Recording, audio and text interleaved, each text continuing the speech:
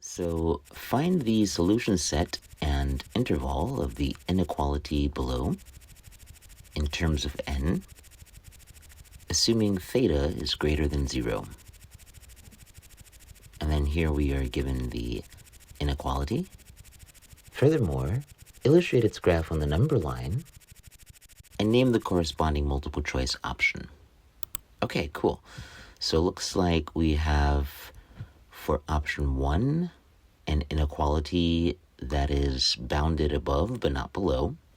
For option 2, we have an unbounded inequality below and above. And for option 3, we are given an inequality that is bounded below but not above. Okay. All right, so using basic properties of numbers, we can derive n as follows. Looks like we have equivalent factors here that can be canceled.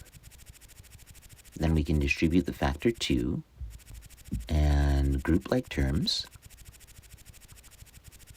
We can divide by -5 to isolate the target variable n, making sure that we correctly reverse the sense of the inequality.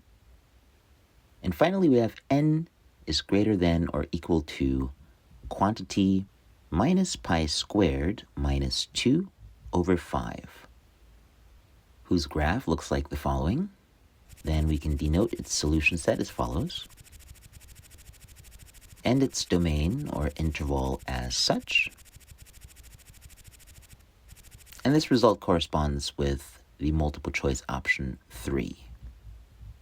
Okay, so that's easy enough. Now, what is the set of rubric or criteria items that would force an ideal solution from the model? So if we want to be sure that the solution generated by the model is in fact valid, we need to confirm that it provides the correct answer as the numeral 3. We want to see the multiple choice selection formatted exactly as answer colon multiple choice item number, in this case 3. The model should fundamentally adhere to the order of operations commonly referred to by its acronym PEMDAS. The model should cancel any like terms in its initial inference. The model should distribute the factor 2 in the following inference.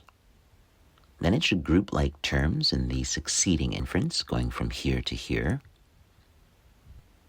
The model should isolate the target variable n in the subsequent inference, but correctly observing sense conversion of the inequality symbol. And finally, in addition to a graphical representation of the inequality's solution set, the model should provide a set construction of that solution set, its domain or interval, and finally, for formatting adherence, the model should end mark its calculation with an Helmholtz tombstone. Perfect. Let's see what Gemini 2.5 Pro comes up with. Okay, so let's state the problem once more for good measure. We're looking for the solution set and interval of the inequality below in terms of n, assuming theta is greater than 0.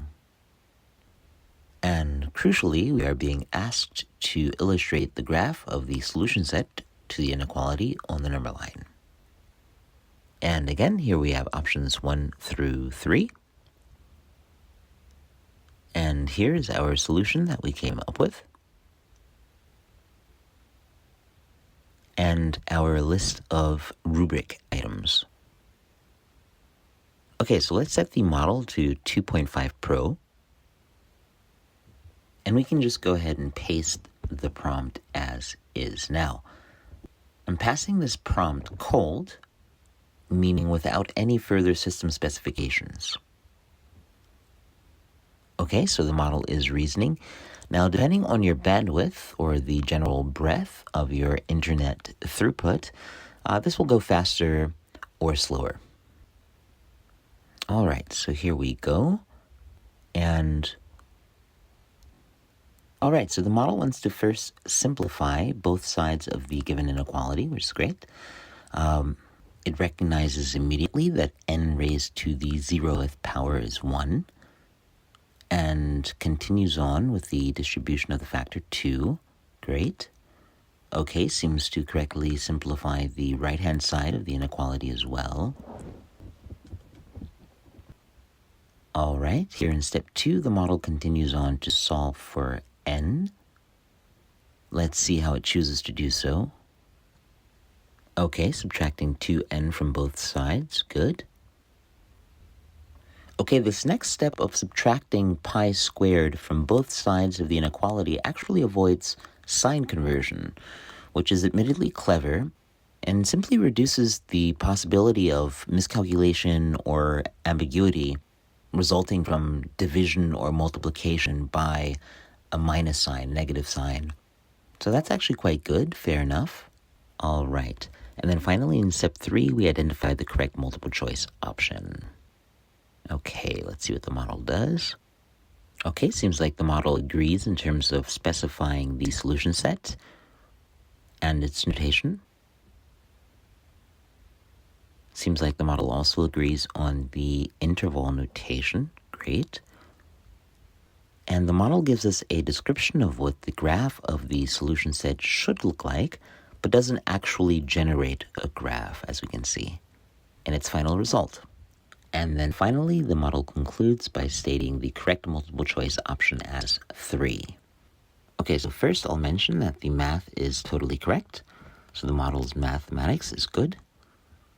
And then secondly, I will point out that the model response does omit some subtleties and technicalities to be desired, that's for sure.